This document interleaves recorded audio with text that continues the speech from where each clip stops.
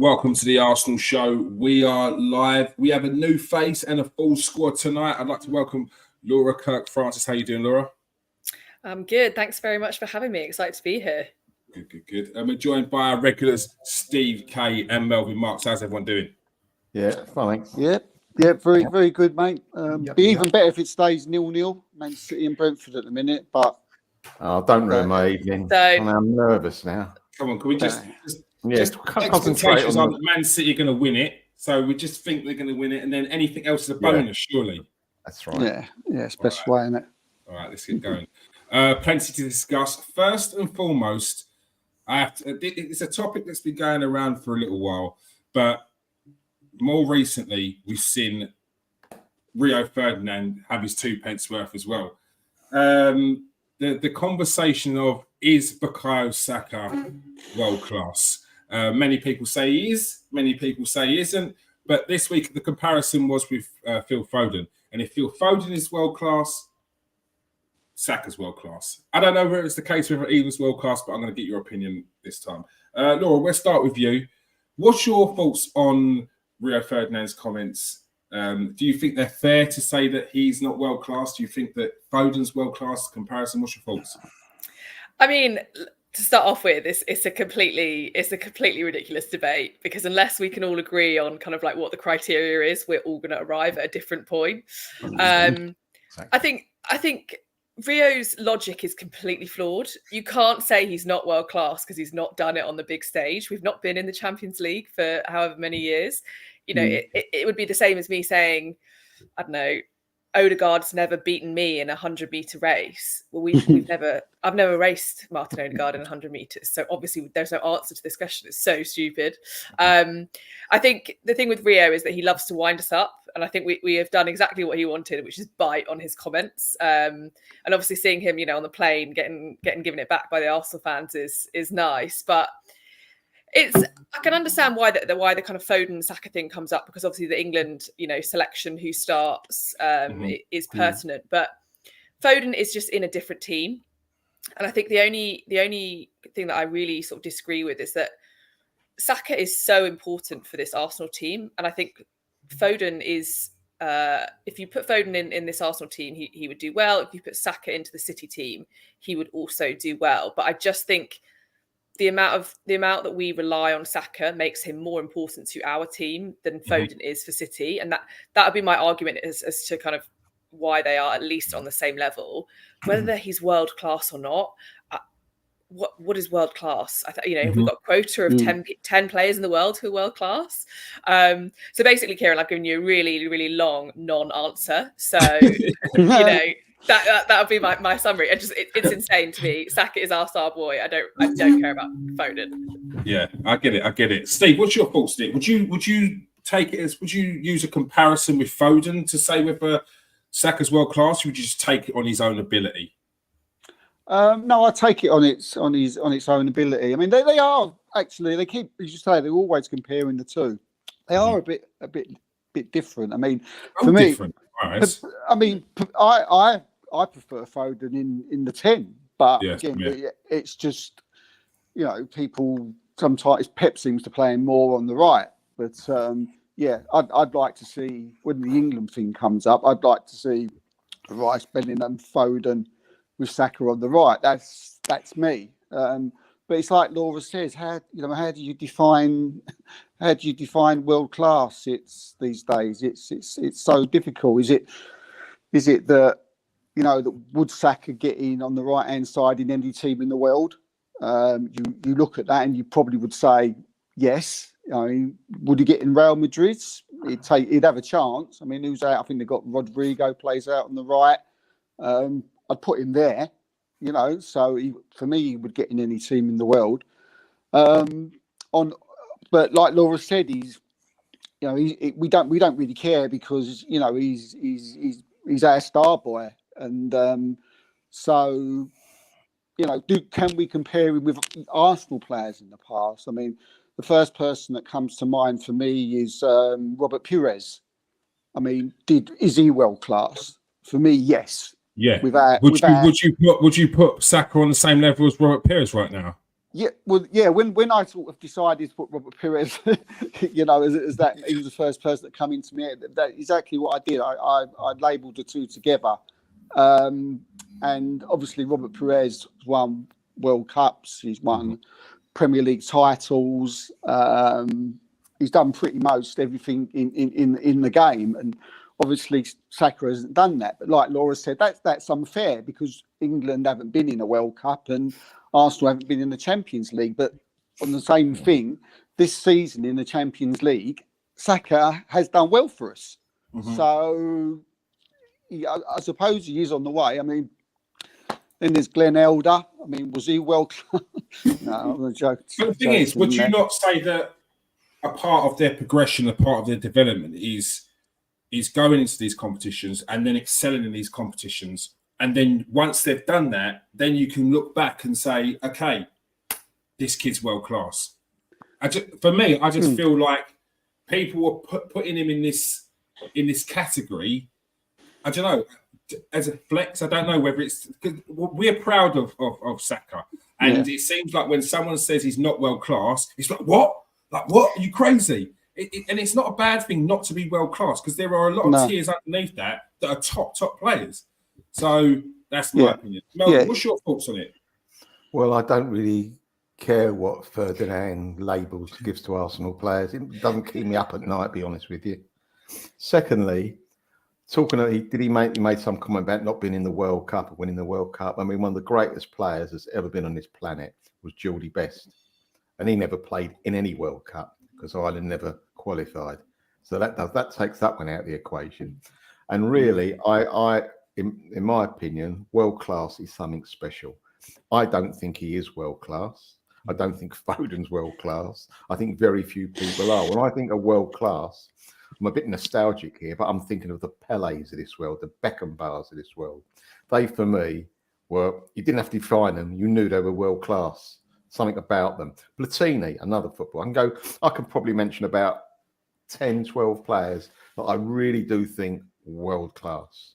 So this throw about world class, I mean, a lot of English players now over the last 20 years, if they have a good run of games, people are calling them world class. No, that's not world class.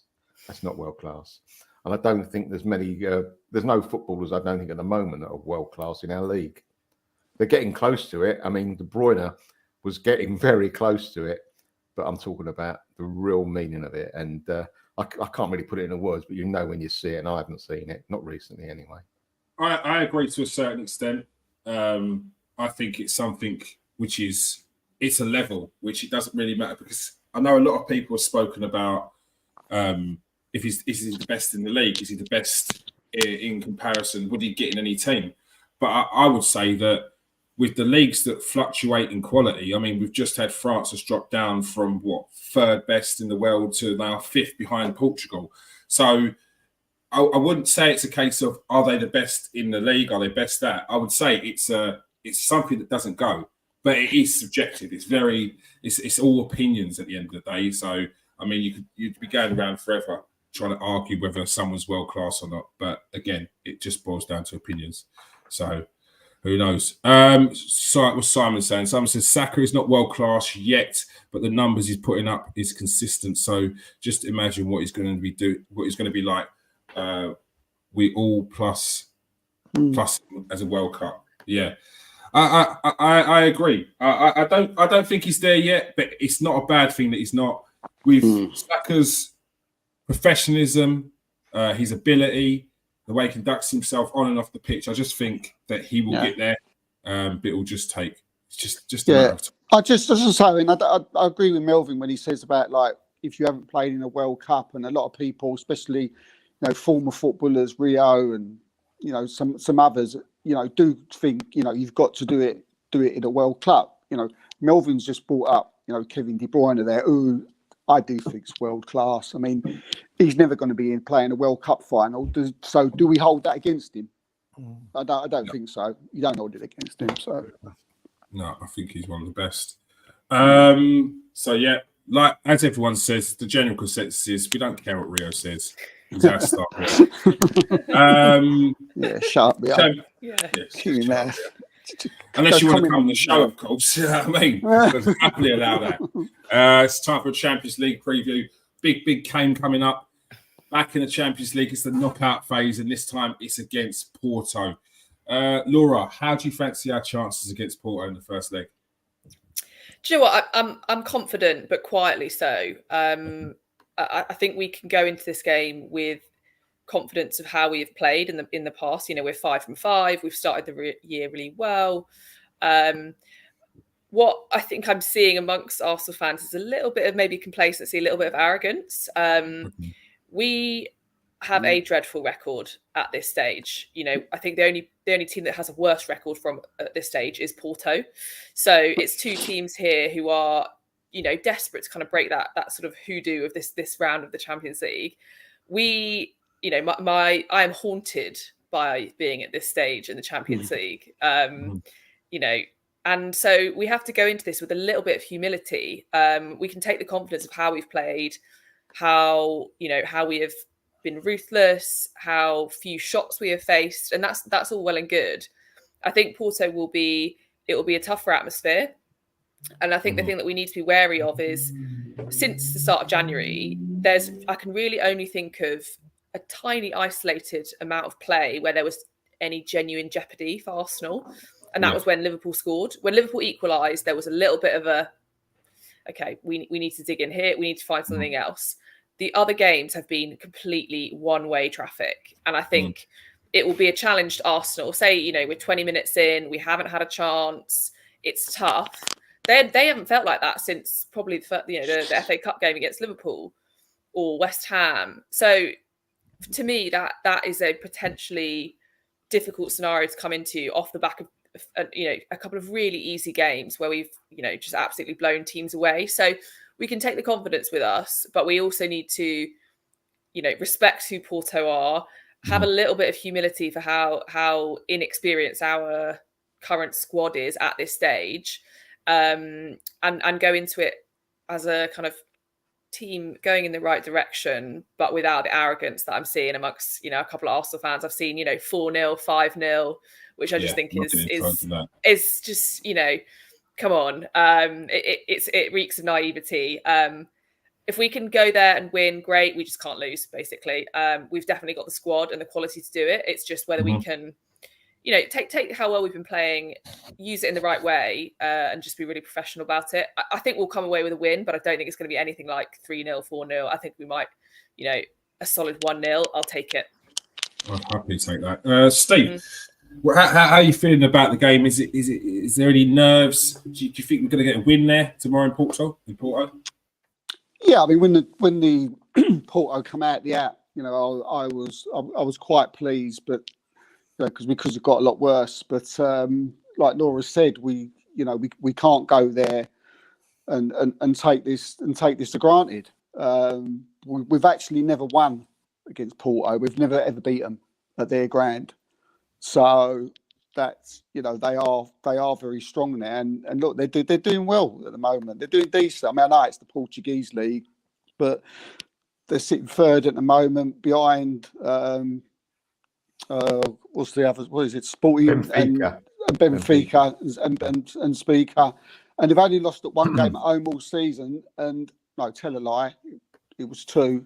The other one they lost was against Barcelona in the Champions League. So it is going to be really hard.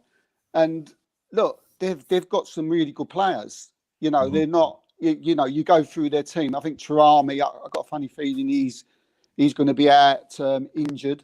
But Ivlis, I think that's how you pronounce it, Evelinson, the Brazilian striker, someone who's been linked with Arsenal before, good mates with Fabio Vieira and Gabriel Martinelli. He's going to be someone who's going to be have to watch. The goalkeeper's a good goalkeeper. The guy that Man United wanted last, Portuguese #1, Diego Costa, Conceição. You know, the wingers, the danger man, and so look, I like Laura said, it's one of them ones where you just want to get in, get out.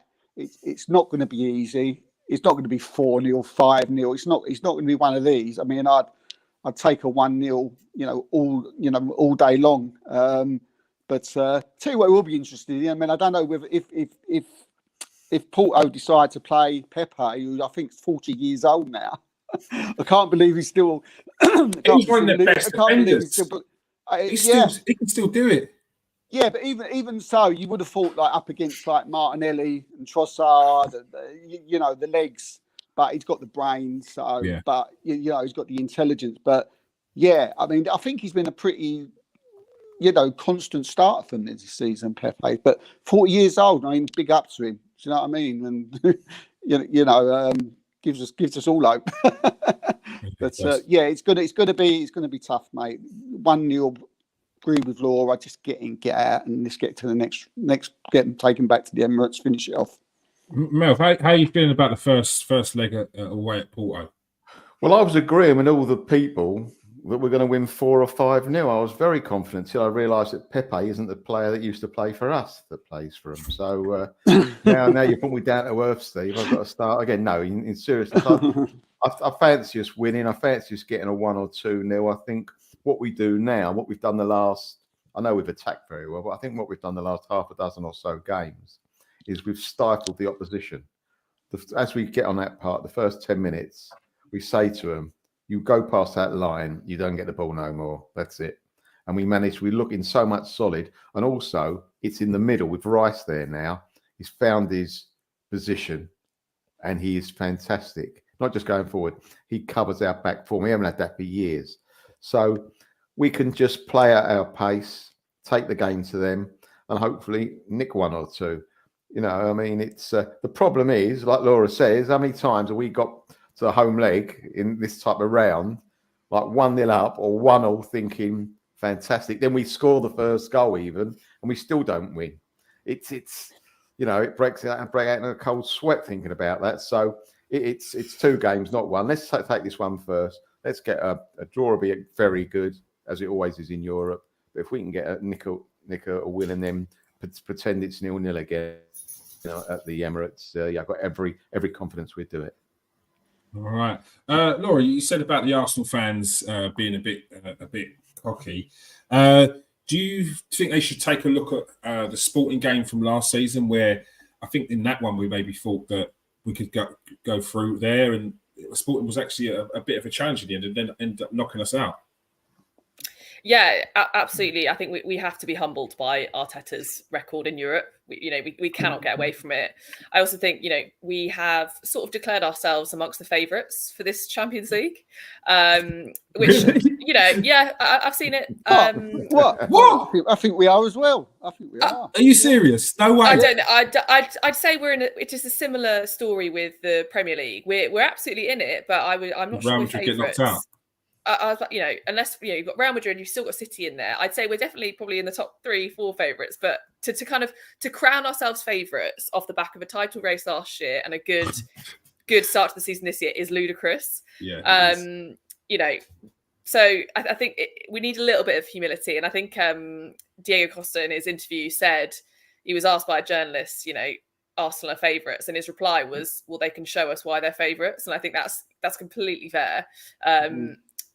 We're showing what we can do in the Premier League, but the Champions League, going to Porto in that massive stadium where we've never won, that is a totally different challenge to smashing relegation fodder at the weekend, basically. Yeah, I agree. Steve, Arsenal had a bit of a stumbling block in the Champions League this season away to Lyon. Do you not think that with the pedigree that Porto have in this competition, previous winners, the atmosphere that's going to be built in that stadium, that Arsenal should be looking at that and thinking it's not going to be as easy as they thought? 100%, mate. 100%. It's like I've said, they're a force at home. I mean, they've been beaten away a few times this season, but they're a force at home. As I say, they've only lost twice this season, and once was against, I think it was a 1-0 against somebody who I've never heard of, and Barcelona. So, and again, Melvin said this is the Champions League, and league form and stuff. You can never sort of take that into the Champions League. It's an old different animals altogether. It seems that teams that have done it before, been there, played there, even when there's different players, when the clubs, used to them atmospheres week in, week out, it gets into the souls of the new players that come in. And Porto is one of them clubs that are always in the Champions League. This is new to us. It's new to a lot of our players. So we're going to have to be careful. And if there's anything that's going to beat us, it's going to be that. Maybe a few players not absolutely used to being in them type of games, in them type of, sort of cathedrals, if you like. Look, we've got big players. We've got big players who played in big matches. But it's just think about when that music plays, isn't it? And all of a sudden, subconsciously you're saying to yourself, well, this is the last 16, if we get through this, and how many times in the past, and you sort of, your nerves get the better of you, and we end up getting beat 2-0 and then back to the Emirates, and then we're struggling. We've done that so many times before. So yeah, look, we're going to be we're going to have to be careful. It's going to be interesting to see, what type of team he puts out, whether there be any changes. Maybe he should bring Jorginho in for this one. He's obviously got, immense Champions League experience. And whenever he brings in, he never lets us down. I'm sure Arteta's thinking about that, tonight, and I'm sure he's already made his mind up. Whether he'll play Havertz in the 9 or Trossard in the false 9, or whatever, or if Jesus is fit, what will he do? Again, it's another conversation. It's another segment, but yeah, mate, we've got to be careful. Melvin, do you expect many changes to be made to the squad? I never thought I'd say this, so we're all sitting down, aren't we? But I hope he keeps Havertz in the team.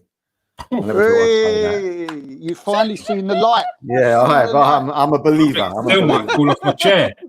He's seen the light. We need him because he holds the ball up so well now. We've got for the first time, we've got what I call a presence up front, and he's the guy that makes us. He glues us together up front. I know Odegaard does it from midfield as a catalyst, but when you're defending against teams and you will need an out, he's the out so many times. The ball seems to just come to him. So I want him to play. I think he's getting more and more confident. Obviously, that goal he scored on the weekend did his confidence no harm at all. I mean, everyone was going mad when he scored a penalty. I mean, it's like the new Messiah had come. I couldn't quite get over that. Melvin, it's called support. Jeez. Yeah, but it was a bit over the top. I mean, I sound like a non-Arsenal supporter saying that. Is this Rio Ferdinand that's like popped in here? I know. Oh my God! I know. I'll take I was running around the garden when Havertz scored that penalty. Melv, come on. I was happy for him. Don't get me wrong. I was happy for him, but it was a penalty. Anyway, no, I'm really pleased what he's doing. He's getting better and better. He's part of this team now. He's, in my opinion, one of the first. Should be on one of the first names to get in there. Without him, we play a different game. I would definitely play Jorginho in midfield and give Trossard a rest. Because I think not just a rest. I think he'd be, he's played so many European games. Jorginho, he's brilliant. He knows what it's all about, and I think that would be the team I would pick. But I've yet, in so many games, never got the team that Mikel picks. Never picked it. Even when he tells me what it is, I still get it wrong. So we'll see what happens. All right, Laura, would you make many changes for this game? I would agree with Melvin around bringing in Jorginho, just because he gives us that little bit of extra control. I would stick with Trossard, just because I think he has played himself into a position where he is quite hard to drop. Yeah. And I think you could see how frustrated he was in the Burnley game, missing chances. And when he finally did get his goal, he was absolutely delighted, almost relieved. And I think he knows that the more he scores and the more he's kind of involved, the harder it is to just pop Gabriel Jesus back in, because ultimately what Jesus is missing is goals. So Trossard is making a very strong case for himself for that position. I do agree though that Havertz just is he's a bit of an enigma, and I think the way that he plays is very, very difficult to. The teams have not worked out how to play against him when he is kind of rotating with Trossard, and Porto obviously less experience. You know, they would have watched all our videos and everything, but ultimately different league. So I would bring Jorginho in definitely just for the experience and the control that he gives us in the sort of midfield. I'd be tempted to keep Trossard in and give Havertz a bit of a rest. Okay, Steve, would you make any changes? Yeah, I mean, I also would be tempted to play Jorginho as well, just for his Champions League experience. And I say he's never let us down. The Trossard Havertz thing, I don't know. It's sort of I'm not really fussed really. I think you can play either one or the other, which is great for Arsenal, you know, to have that problem. You know, it's not often over the last season or two that we've said, oh, he must play, but I'm not really sure. I think if it's a flip of a coin, but if I was to, be pushed, I'd probably just about go for Havertz, just for his Champions League experience, and probably just that. And hopefully his unlucky charm, because obviously he scored the winning goal for Chelsea in the Champions League final. So, yeah, I mean, but if Trossard's there, I'm certainly not going to question it or worry about it. But it's funny because, like Laura mentioned, Gabriel Jesus there. At the moment, we're just like, we're not even getting. He's really going to have to fight to get his place back, isn't he? Because I think Trossard or Havertz, I think they're undroppable at the minute. But again, what a great problem to have. But other than that, just probably the same side. They've got no problem. Probably a few weeks back, I might have had a little bit of doubt over Jacob Kior, but over recent weeks, he's been absolutely fantastic. So absolutely no problem in being there at left back. Even if Zinchenko was fit, I'd play him. He's been that good. So and the rest of it just the same as the weekend. Mo, how would you approach the game? Would you because in the Premier League, Arsenal were straight out the blocks. Would you approach the game with a bit more patience because it's Europe, or would you keep it the same as we do in the Premier League? Well, I don't think we started straight out the blocks against West Ham and look how well we did. We don't have to do that. Go that way. We can slowly build up. No, if I had the choice, if it's up to me, I'd just play slowly. We did the first. I mean, we scored too early, didn't we, against Burnley? We didn't expect to score that early. We were just playing that slow game again, like we did against West Ham. In fact, when I was watching it, I had the sound down. I thought I was watching the West Ham game again with the claret and blue. I got a bit confused, as I do from time to time. But no, I think I would play it, slowly, quieten down the crowd, because that makes a big difference in Europe, and take it from there. But isn't it funny? Would you have said 6 months ago that we'd be sitting here saying, you know what, we don't need Jesus, we don't need Zinchenko, No. Neither of them. I tell you what, if they're not playing, don't matter. In fact, don't let them play. I'd rather have to see. You'd have said we're going mad, wouldn't you? You said it was baggy trousers, but that's where we are at the moment. It's a good place to be. Laura, how would you approach the game? Do you think Arsenal should take it with some patience as it's Europe, or? I'm a bit torn, to be honest, because you often want to respond to what is likely to be a kind of like really fervent atmosphere with the more that we will dominate in the early kind of opening minutes, the kind of you want to quieten down the crowd. I think the risk is that this will be a different atmosphere for them. We're probably not going to score inside 4 minutes.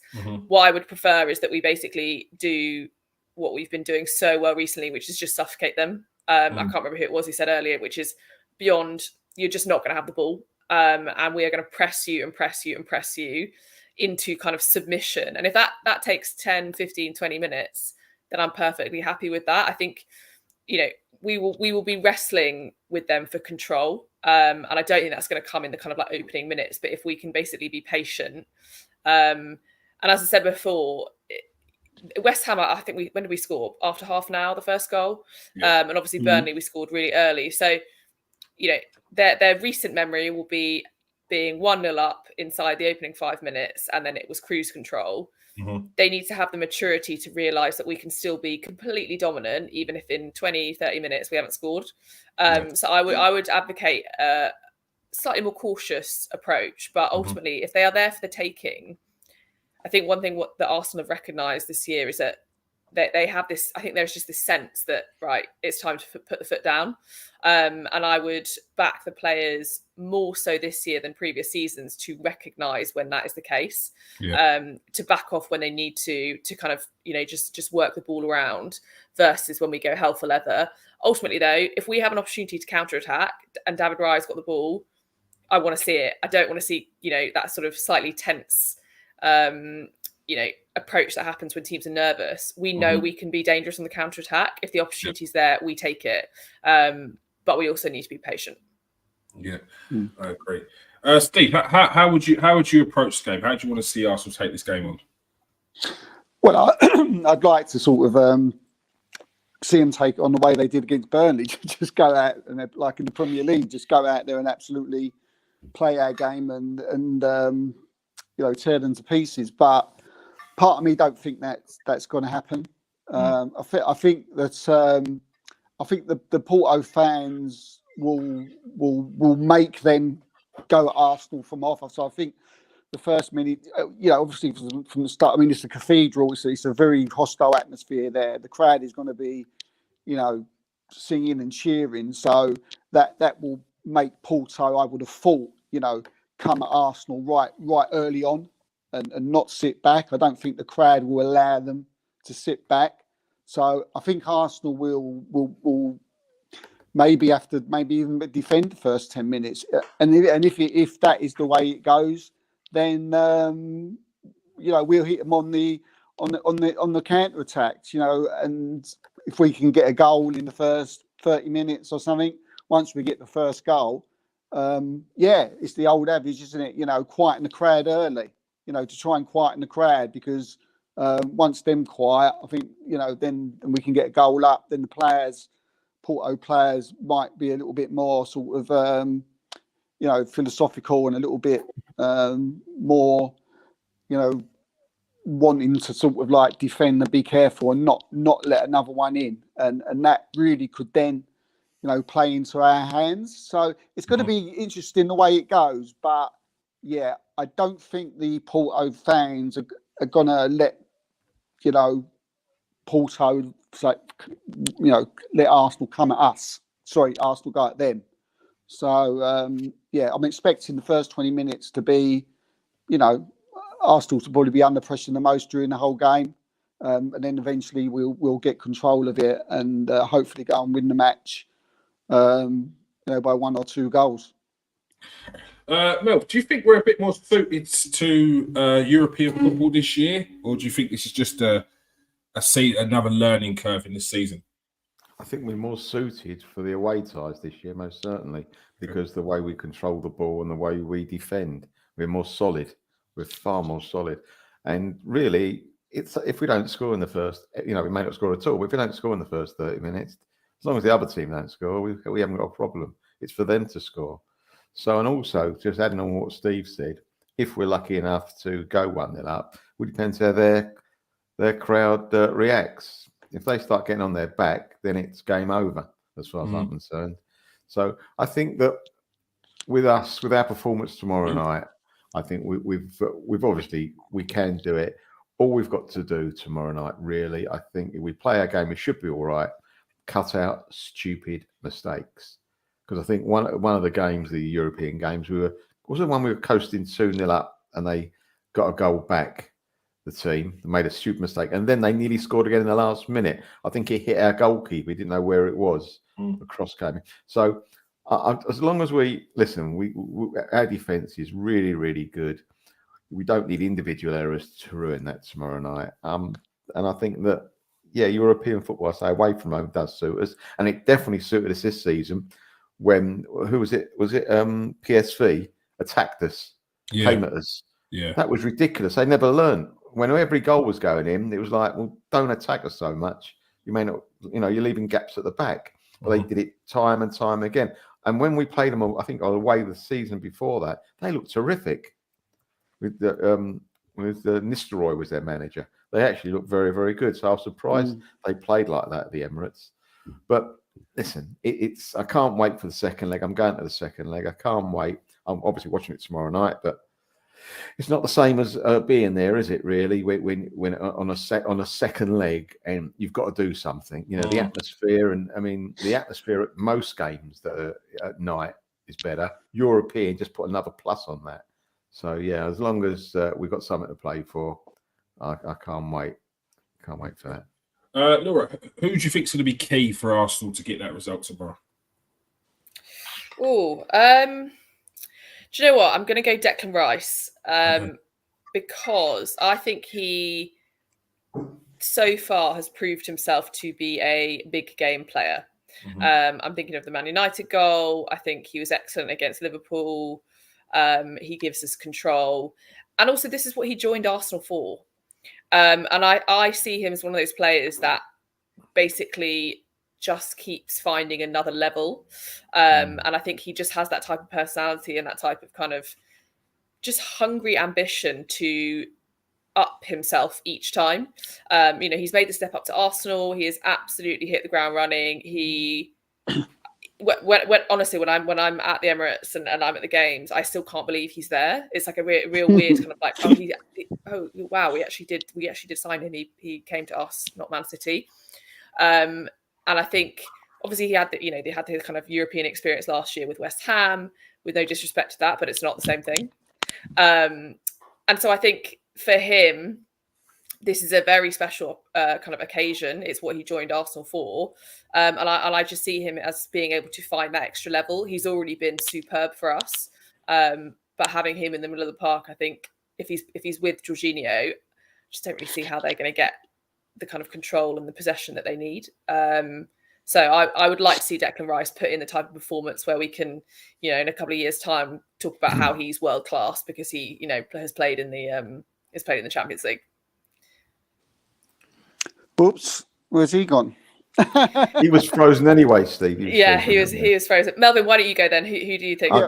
I think good call. That's a very good call. But I'm going to go a bit offside here. I'm going to say Gabriel at the back because we will be under pressure at some stage. You always are, and he's been unbelievable for us this season.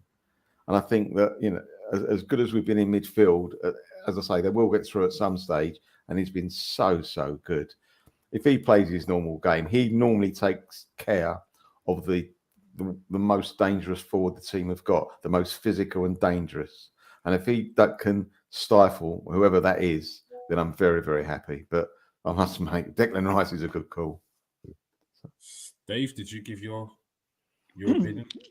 No, mate, no. Look, I mean, you can't argue against either the ones that Laura and Melvin said. Declan Rice and Gabriel's going to definitely have to be strong. But I think at the moment, I can't look any further than probably Martin Odegaard for me. I think he'll be the key. Picking the ball up deep. Making those. Making everybody tick up front. He's been outstanding for late, and Declan Rice. He's the way them two have been working in recent weeks has been amazing. And when Havertz plays up front, I mean, I think Martin Odegaard is now coming into his own. I think he's a better player because of Havertz playing up front. Because of the space that he's allowing him. But I mean, for me, it'll be Martin Odegaard. If we are put under any pressure during the game, it's going to be important to give him the ball and hopefully get us some assists and maybe popping up with a goal. Working hard with Declan Rice and a little bit probably that I want to see him have a good game. As I say, he's been absolutely, outstanding recently. They're still having this debate who's the better one out of James Maddison and Martin Odegaard. I think, look, I've been harsh on James Maddison recently, but he is a good player. And big shout out to him, by the way, the weekend. I thought there was a video going about where he took a kid into the Tottenham dressing room. Big shout out to him for that. But Martin Odegaard's been different class. And if he's ticking tomorrow night, then he's on form. He's on one of his 8 or 9 out of 10 performances. We could even go on from 2-0 to maybe even a comfortable victory. So, yeah. For me, he does a bit of everything, Martin Odegaard. He's becoming the complete midfielder. So, I'll plump for him. Just on Martin Odegaard, Laura, he's a player that's kind of split opinion, probably more at the start of the season, and he was even being accused of ghosting in games and big games. People said that he didn't turn up in. Why do you think that Odegaard's split opinion so much? Do you know? I think there's a couple of tactical tweaks that have unleashed what he is now, which were holding him back previously. I think some of that with sort of where we had Zinchenko on the left-hand side, and you had sort of the kind of inversion on the right. Odegaard basically was kind of trapped in this like nothing area where he was sort of dropping back, but also desperately trying to get forward to kind of provide that service to Martinelli and Saka. I think what's happened now is that he drops deep, but he has that kind of cover with Rice there and Kiwior just staying there. So Kiwior's not Zinchenko. He's not going to invert. He is literally just going to do an old-fashioned, centre-back, left-back job of staying there. Saliba moves across, etc. And I think that has freed up Odegaard to go forward. I don't really agree that he's ghosted it in games, because ultimately I think you can still see him trying. And I think we are all slightly scarred by, slightly divisive one, Ozil. Martin Odegaard is not Ozil. He does a lot more defensively. He still tries. But I think what we've seen in the past couple of games is that slight tactical tweak to release him so that he can both drop back to receive the ball a bit more deeply, but then push forward so that we've essentially got front five. And that is why I think we have finally seen what he is capable of. Ultimately, I think being the captain, this is his first full season as captain, or he was captain last year. That still weighs heavy on certain players, and it's a lot to expect him to be the captain, the playmaker, the goal scorer. That's a lot of roles we want one player to play. But now that he is producing goals, making goals, I just the sky's the limit for him. I think he is the complete midfielder at the moment. All right. Good words for Martin Odegaard. On this one, Steve, we've seen Jurgen Klopp's recent comments about Sambi Lokonga being surprised that he's gone out on loan. A lot of fans have written him off, saying he's not good enough, a waste of money. We saw similar with Fabio Vieira, written off in his first season, even though he didn't have a pre-season, couldn't speak English. Odegaard, they said they wanted James Maddison, Emi Buendia even. Jacob Kiwior, a player that was written off early in his career. Players like Kai Havertz, Jorginho. Do you find that fans are too quick to judge these players, and they should show a bit of... Where's he gone? Do you find that fans are too quick to judge these players, and they should show a bit of patience? And the likes of Kiwior, Jorginho, Odegaard show that if you give these players time to settle in, then they reap the rewards. Yeah. I mean, in the case of Havertz and Jorginho, I mean, they were Chelsea players, so what do you expect? They ruin everyone.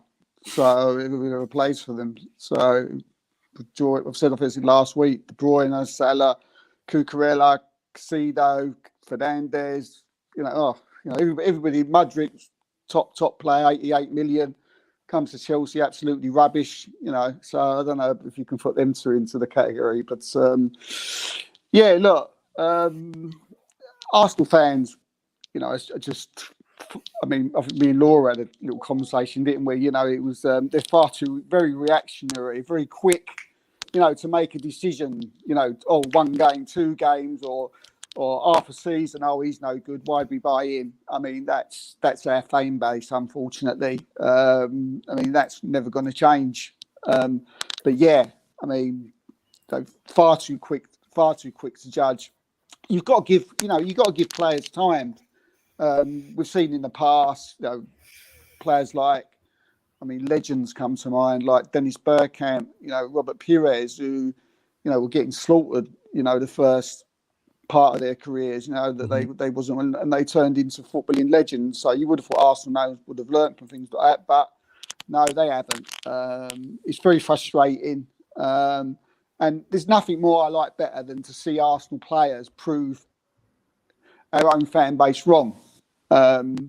Especially, and the manager as well. He's got plenty of stick, hasn't he?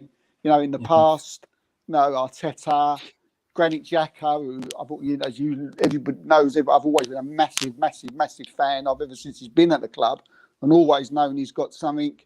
And it's the same now with Kior. Why we bought him? AC Milan are coming in. Let's sell him. We will get Delit or someone else, and now everybody's praising him again. Or maybe the ones that were, giving him some skip, they just stay a little bit quiet, don't they? They just don't until he say, has a bad game. Until he has a bad game, and then they'll come out and say how bad he was. But Havertz has had it. He was like the new Xhaka, in it, and now they're all going quiet, because he's been performing. It's our fan base, mate, and I don't think it's ever gonna change. I mean, we've had seen Odegaard get stick this season. Zinchenko, put my teeth in. Zinchenko's getting pelters recently. He's this, he's that, he's this, he's that.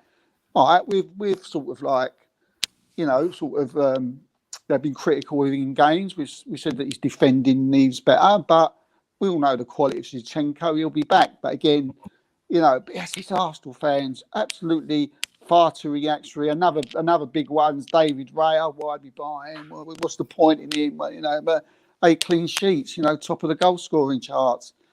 Just, Arsenal fans watching, just calm. Give everybody a chance. But yeah, far too reactionary, mate. And will they learn? I don't think so. So I think we've just got to live with it, I think. Mel, is Mikel Arteta not earned a little bit of leeway when it comes to these signings? Give him a bit of time, show some patience, and you'll get your reward. He's been very brave. I'll give him that. Because I'll tell you something. If it had gone on a bit longer for a couple of players, he'd have been under pressure. So you've got such as I think that Zinchenko hasn't played recently. When he was playing, he was having a very poor time. And I don't mean defensively, we know he's poor. But I think it was against Luton where we had to push forward. He was playing wide left. Every time he got the ball, he was slowing it down like he was a Luton midfielder. He wouldn't release it. It was so frustrating. That's not just one game. He's been, for his standards, poor this season. And with Havertz, he's turned the corner. Good luck to him. But it might have been something happened in training or something happened on the pitch. It just clicked and it's clicked and he's doing well. But if that could have gone a bit longer, he'd have been under pressure. So good luck to the manager. Listen, in everything in life, if you ain't got luck, you're struggling. Everyone needs a little bit of luck sometimes. And I think Arteta's had that. And Kiwa, when I first saw him, there was not a problem with him. I never had a problem. Had a problem with a centre half playing at left back. Because when he crossed the halfway line, you saw him breaking into a sweat. He didn't know what to do. So that was my only problem. He's not a bad player. I think he's got something about him. But now he's learnt to play left back. So that's brilliant news. Absolutely brilliant. Same with Ben White when he went to right back. I didn't like, when you think about it, I don't like the idea of 4 centre halves playing in the back 4. That's not ideal, but it's working.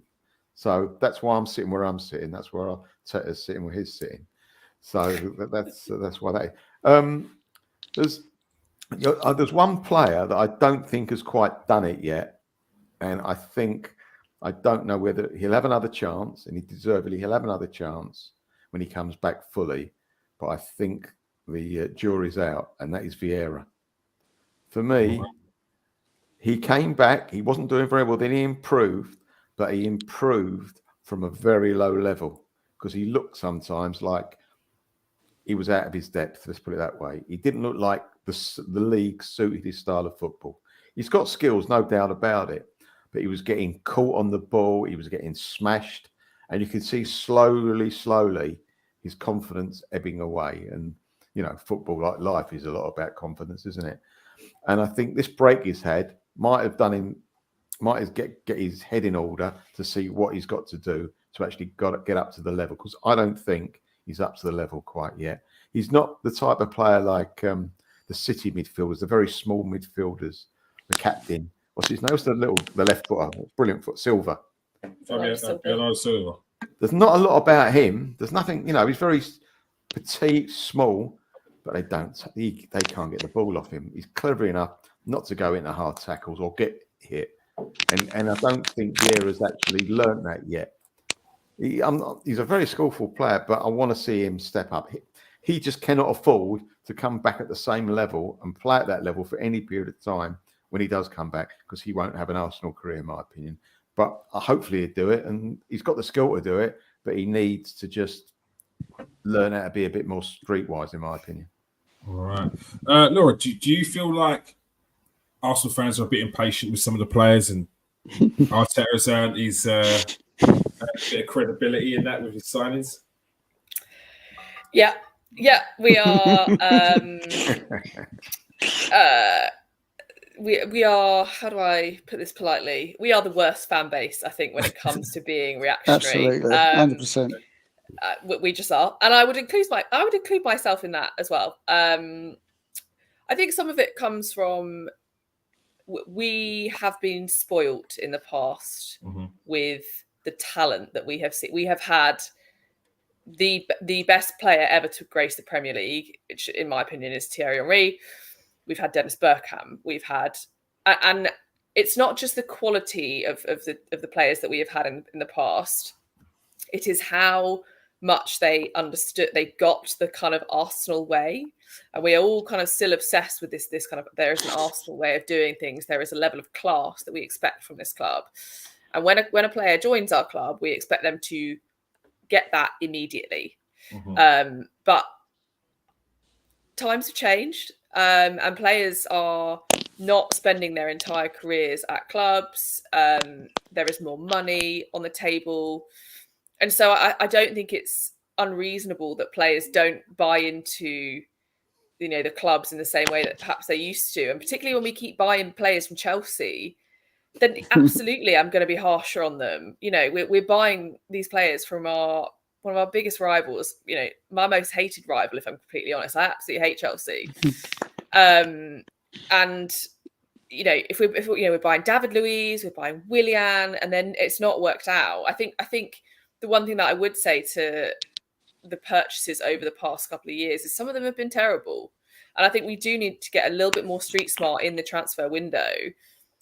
That aside, we are impatient with new players. And I think Havertz has been the best sort of demonstration of that. But I do think that's because I think if Havertz hadn't come from Chelsea, it would have been different.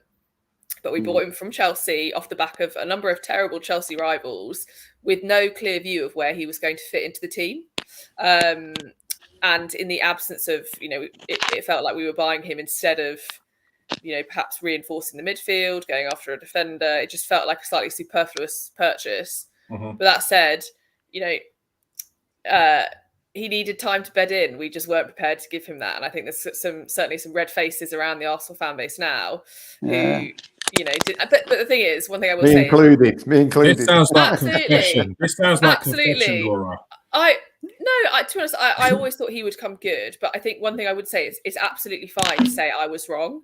That's one thing that we collectively are quite bad at is we could go back and delete the tweets that no one saw them, but everyone else has got the screenshots and the receipts. Just say, I was wrong. He has improved, and off we go. You know, you don't have to kind of announce your opinions right at the start of the season, and everyone holds you to that. It evolves over time, but equally, you don't need to lay your cards out on the table so black and white. Right, he's a failure. Right, okay. Well, it's August. How on earth can can you say that? So yeah, we are a very reaction fan base, and I wouldn't have it any other way because it makes it fun.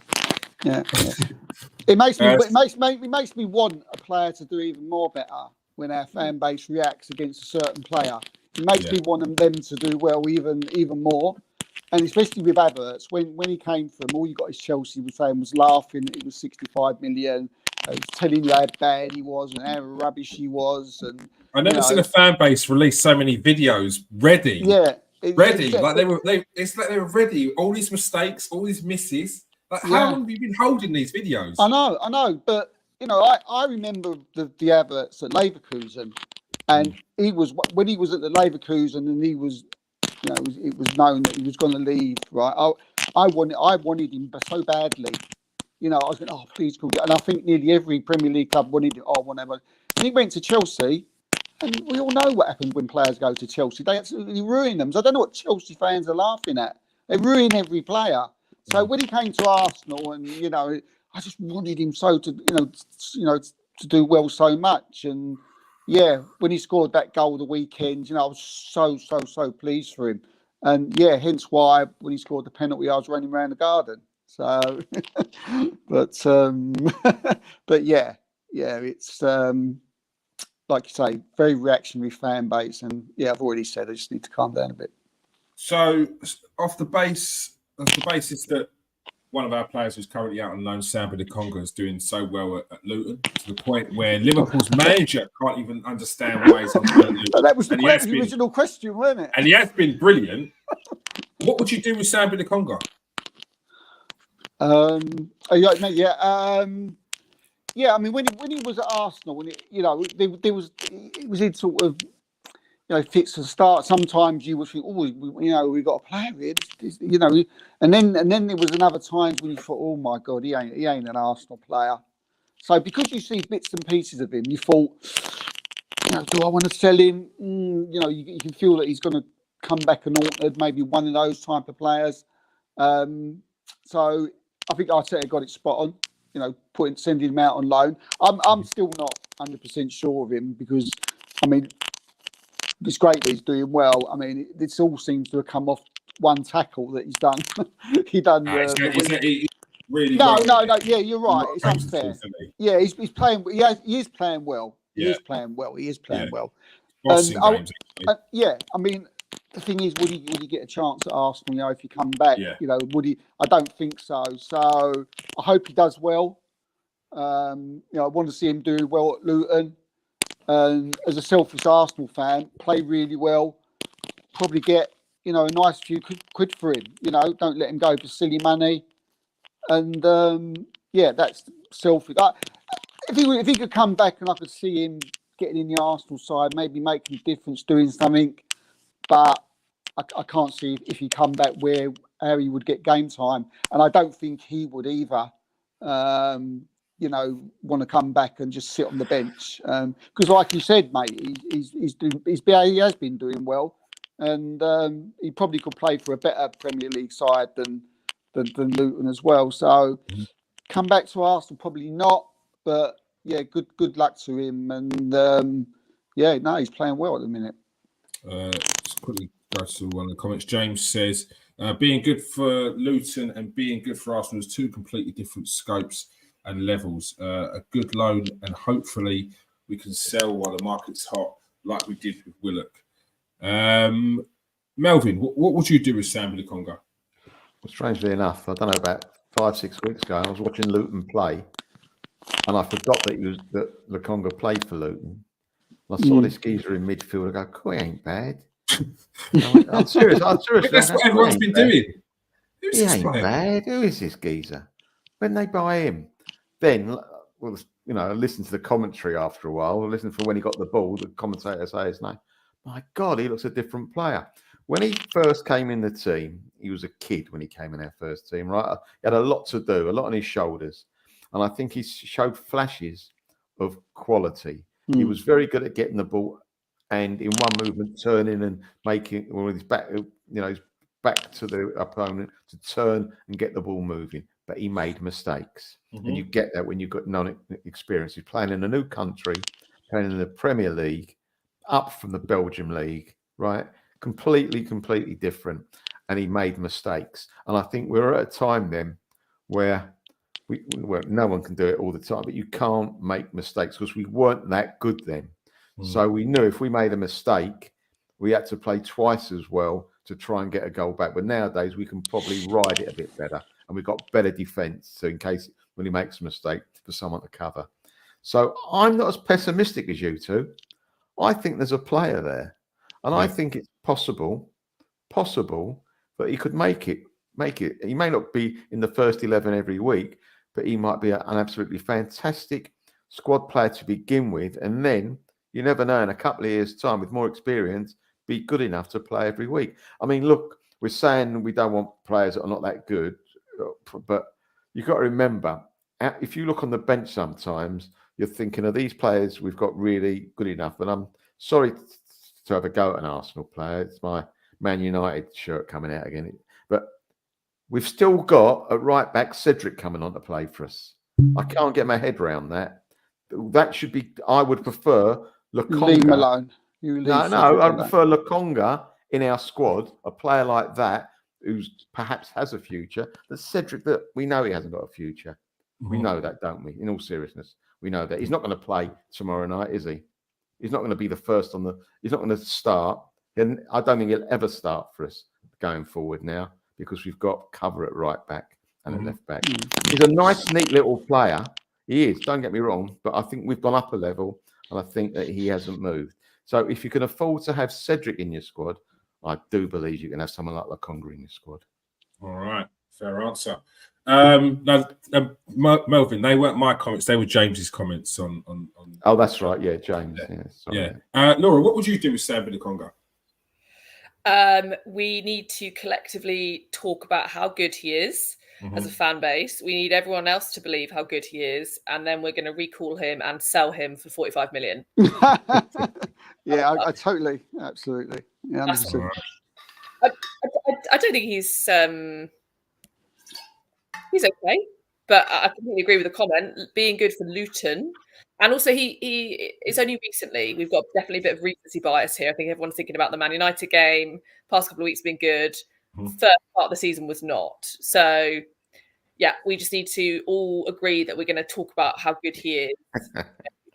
See some comments to the journalists and call him and sell him. Sell him to Liverpool, yeah? Yeah. Right. Yeah. Right. If you like him so much, Klopp, buy him. Yeah. Well, good luck with that one. Yeah. I would say we had a player once, Song, who went on loan to Charlton, a team who was not even close to Arsenal's level, had a very good loan, came back and was a solid player for us. So I'm not writing off Sambi Lokonga just yet.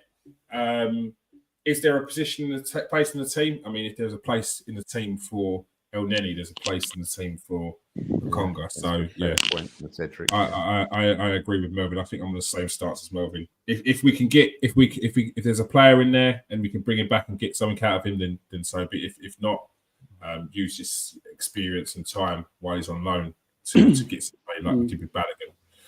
All right. That is all we have time for. Just want to let everyone know Manchester City are 1-0 up. Just great timing. Of course they are. Like you can't get sucked in. We expected it. I won't. Yeah. No, I honestly think they're doing it on purpose. I'm like, they're right. Pep's like, right, 60 minutes. let everyone believe. Let the Liverpool fans, the Arsenal fans get a bit excited, just for a bit of fun. And then after 70 minutes, Erling Haaland, you can suddenly decide that you're actually going to score today, and off you go. So it's inevitable. They were never going to slip up at home to Brentford, but we still got to hope. Yeah. On the bright side, their goal difference hopefully will keep low. Always look at the positive. There's still Arsenal fans, 20 minutes to go. So Pep, Ivan Toney might pop up with an header in the last minute. The key. Get a draw. Manchester City will win 3-0 because Pep is Pep. He's the man. So 1-0. Who scored?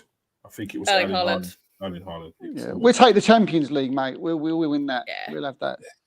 That's all right. All right. Thank you for everyone in the comment section tonight. Thank you for Laura for a debut show. Thank you you to for having Steve, me. and thank you to Melvin. All right. If you are regular to the show, press that like button. If you are new to the show, press that subscribe and press that like button as well. Thank you for all your support. Peace out. Stay safe and wash your hands.